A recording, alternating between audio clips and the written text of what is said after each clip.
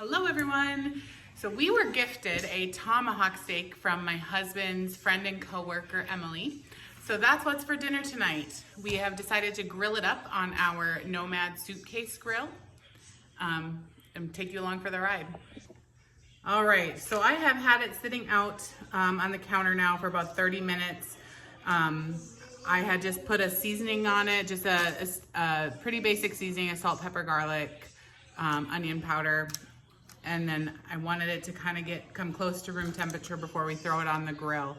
My husband is getting the Nomad Suitcase grill ready to go with some lump charcoal and some mesquite chips. I'm gonna get the temp probe inserted and we'll come back when we're ready to throw it on there.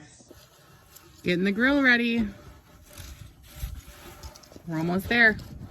All right guys, so the grill is ready to go. What we're gonna do is we're gonna sear it nicely on both sides. We have direct heat over here, indirect heat over here.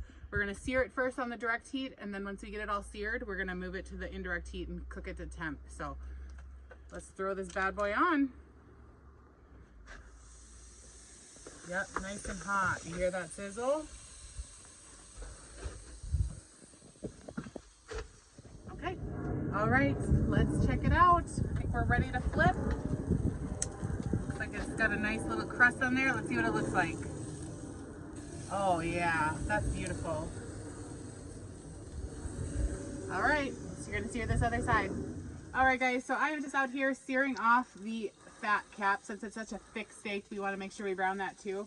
We are gonna have a bit of a change of plans here because we can't close the suitcase grill, so the steak's just a little bit too long. So we are going to be flexible and we're going to finish cooking to temp inside in the oven. All right. My husband cut me off before I said that I have my oven already preheated to 400s. I wanted to make sure I told you guys that before we moved along. I made a mojito video earlier, so he's feeling pretty good. All right, we just pulled it out of the oven. It hit 130. Of course, the temperature is growing just a little bit here, but we're gonna let this rest for probably 15 to 20 minutes, and then we're gonna cut it up and give it a taste. All right, it has been fully rested. We are going to get this cut up.